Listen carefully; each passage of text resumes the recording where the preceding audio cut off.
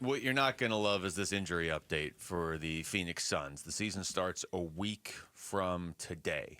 Getting some excitement now for this upcoming season, right? Ready to go. If you made a list of players you're most excited about, I think Jalen Green would be pretty high on the list. Well, here's Jordan Ott's pregame update yesterday on Jalen Green and that hamstring issue. Correct. That's the way it is right now.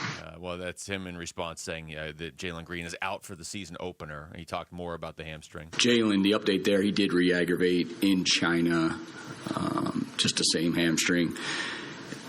We're going to continue to assess, and within 10 days, we can say that we'll give you another update. So, great. Within 10 days. I mean, now we're getting into the season. One more on the Jalen Green injury from Jordan Ott. We all know the soft tissue injuries are really hard to see exactly the progress, and obviously he's frustrated, but this is all part of it. We, thankfully we caught it early. It's not that serious, but he wants to be out there, especially new teammates, new system. There's just other ways that we're going to have to speed him up. That's the reality of it. And, he did a great job in the China trip, hanging in there with us. And now we'll just double down on all those things, film anything that he can do. And then he'll be right back at it, because he is a resilient athlete and he tends to bounce back. This is just another step and he'll bounce back. Yeah, this really is a bummer. It is. It's not a good thing. I'm going to put that in the negative category. The guy's got a hammy, and you can tweak that hammy over and over and over again. It's not a good thing. You got to get it right. And I think this is what the Suns are going to do. They're going to move in a very cautious way with Jalen Green. And right now, the good news is this, Basinonians, this is a guy who hasn't missed a game in the last 2 years. Right? Is that good news? So I think that is, no, I just think honestly, you can look at that for a little context, a little reference here. He's Mikal Bridges, basically. So, yeah, you bring up a good point. So let me just follow me on this, okay?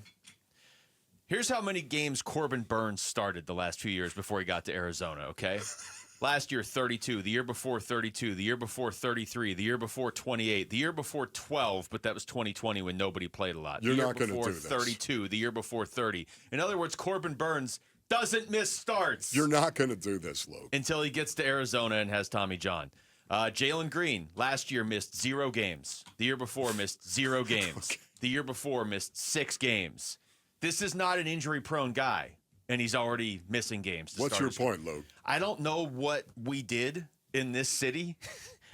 I'm so far past the, hey, why can't the teams in this city win? I'm more along the lines of, hey, why can't any player we ever bring in stay healthy? What is going on, man? Okay, it is maddening a little bit to some degree. Remember KD when he was in warm-up? Remember that? He rolled his ankles? I do, actually. That was now that you bring it up, unbelievable. Let's face that.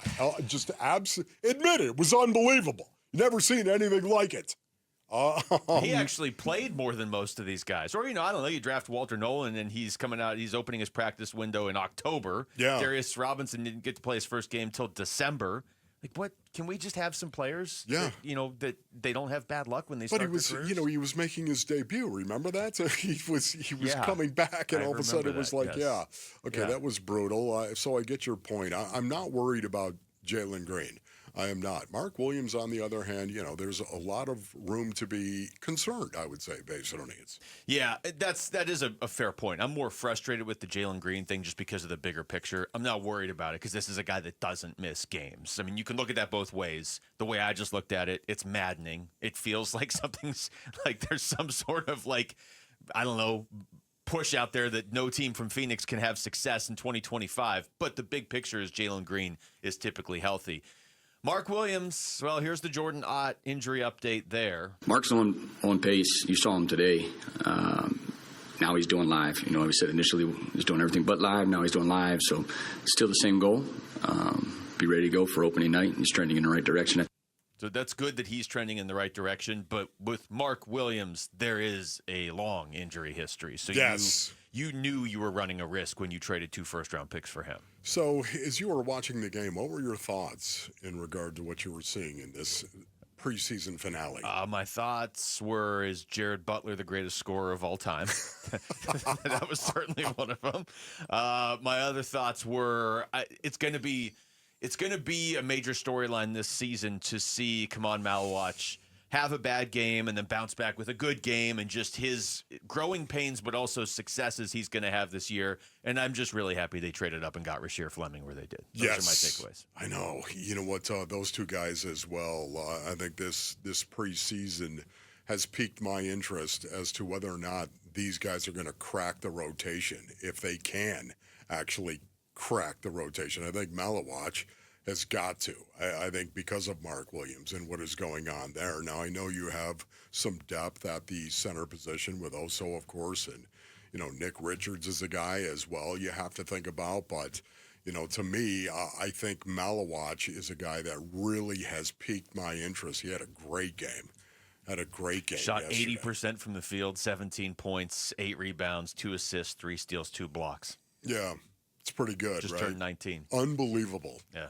He had an excellent game in terms of production once again. Rasheer Fleming is just a freak. He is really, really freaky when you think about it. This guy, he hit, what, 3? I think, 3 threes in this game and had 5 boards as well. But just watching him, he looks like a praying mantis, man. He kind of has this mantis feel to him when he's out there on the perimeter in particular, and his raw athleticism is there for all to see. I'm very, very interested in seeing how Rasheer Fleming pans out. You could see, a path, and I don't know when this is going to take shape, but you can at least see them going in this direction where if they're trying to be better defensively and trying to be a team that is difficult to play against, how having guys like Ryan Dunn and Rasheer Fleming and Dylan Brooks are going to really – and Kaman Malawach too. I mean, he's going to – once he figures this out at the NBA level, it's going to be really tough to go to the rim against the Phoenix Suns when Kaman Malawach is on the floor. But you can see some of these guys that you're like, okay, this is why they drafted him. This is – and it's still preseason. I understand that, although Luka played. I want to see these guys now in real live action, but we will in a week. We don't have to ask any more questions. This was the last time we're going to see them on the court outside of practice until actual games start next Wednesday. Yeah, did you take interest in the guys that did not play as well? Did that raise your eyebrows at all? I mean, I didn't expect Booker to play. Did you? No, I did not. A couple days after being in China? Even though Book has played an awful lot this preseason, of course, I think the China thing is what you're bringing up, and I would agree with that.